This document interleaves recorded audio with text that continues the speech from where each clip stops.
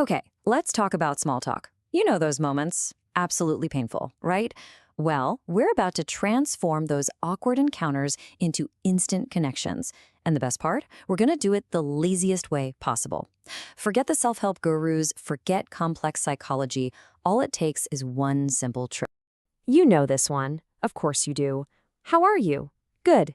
It's the polite, totally meaningless script we all run probably a dozen times a day. But here's the problem. It's a conversation killer. It's a social dead end. Exactly. And then what? That's the moment, isn't it? That awful silence after the good. You're both just kind of standing there, looking around, basically praying for a trapdoor to open. It's this empty, pointless ritual, and it goes absolutely nowhere. So here's my advice. Just stop asking it. Seriously. How are you might just be the single most useless question in the entire English language. Why? Because everybody lies. You ask, they say good. You say good. And what just happened? Nothing. Zero actual information was exchanged. We can do so much better. Look, here's my whole philosophy on this. You could call it my anti-expert take. For the longest time, I thought you had to be super charming or really witty to connect with people. But you know what? Trying to impress everyone is just exhausting. It's so much work. And I'm here to tell you, there is a much easier, much lazier way to do this. You don't have to be some kind of social superstar. Okay, so what is this lazy method? It's something called the injury update, and it's so simple. Instead of asking for a status report, how are you, you ask for a damage report. Now, hold on, you're not literally walking up to people and asking what hurts. It's about shifting the whole focus away from pretending everything's perfect and towards something real. All the typical advice you hear, it's full of these scary, technical-sounding terms. Active listening, mirroring body language. Ugh, that sounds like a textbook. It sounds like work. We're not doing any of that. The injury update? That's the low-effort, high-impact way in. Let's just think about the psychology of this for a second. When someone says, I'm good, it's like they've just put up a brick wall. Conversation over.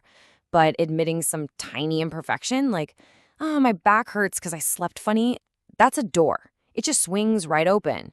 It instantly lowers the social pressure and kind of signals, hey, I'm not perfect. And guess what? You don't have to be either. Okay, this comparison here is perfect. Regular small talk, it's a tennis match. You serve a question, they hit it back, it's back and forth, it's kind of competitive, and honestly, it's tiring. But the injury update, that's like you're both sitting in a trench together. You're not fighting each other, you're just looking at the mud and agreeing. Yep, this is mud. It's you two against the problem. It's collaborative. Or hey, here's another way to picture it. Think about most parties or social events. They're basically a giant, frantic game of musical chairs, right? Everyone's just scrambling around trying to look cool and put together, desperately hoping they find a spot before the music stops and they're the awkward one left standing. So what's the injury update in this scenario? It's you just stopping. You sit down right there on the floor and say, you know what? My feet hurt, and this game is kind of stupid. And what do you think happens? The person scrambling next to you breathes this huge sigh of relief. They sit down with you, and boom, you've instantly bonded over how ridiculous the whole thing is. You actually win by refusing to play their game. Okay, I can hear what you're thinking. So I'm just supposed to complain all the time when I sound miserable? And that is a great question, because nobody wants to be that person, the constant complainer. But don't worry, there's a really simple playbook for this so you don't turn into a total downer. All right, here it is, the playbook. It's super easy, just 3 levels, and they're all super low stakes. The idea is to start with things that are really safe and universal. We're not talking about deep, dark secrets here. We're talking about finding those tiny, little shared annoyances of life. So, let's look at some actual examples. Level 1, physical stuff. Ugh, my neck is killing me. Who can't relate to that? Level 2 is the environment. Wow, is the AC trying to freeze us to death in here? See, you've just created an instant shared enemy, the thermostat. And level 3, my favorite, bureaucracy. Complaining about how long you waited for coffee, that's a universal human bonding experience right there. And this is really the whole goal. You're not just complaining into the air. You're sending out an invitation. You're asking them to join your tiny, temporary complaint coalition. It's you and them, a team of 2, united against some minor inconvenience. It's an instant alliance. Okay, now for a really important word of caution. You have to keep it low stakes. This entire strategy only works because the complaints are small and relatable. If you go too big, you don't just bend the rule, you break the whole system.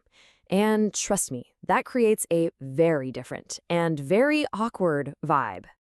And believe me, I learned this one the hard way. I tried this once, asked someone what was annoying them, and they told me their dog had just died.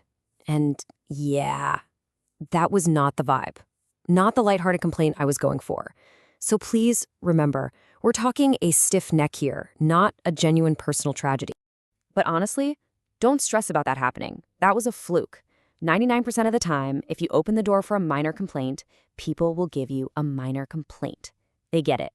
They're going to talk about their terrible commute or how slow their computer is, not their deep-seated existential dread. So, what's the big takeaway here? Let's bring it all together. The whole philosophy is this: stop trying so hard to be interesting. It's not about that. People don't connect with your perfection. They connect with your humanity, your vulnerability. When you share some tiny, insignificant flaw or annoyance, you actually become more relatable and way more likable. So, I'll leave you with this final thought. We waste so much time and energy asking a question where the only acceptable answer is good. But what if the real secret to connection is just flipping that script entirely?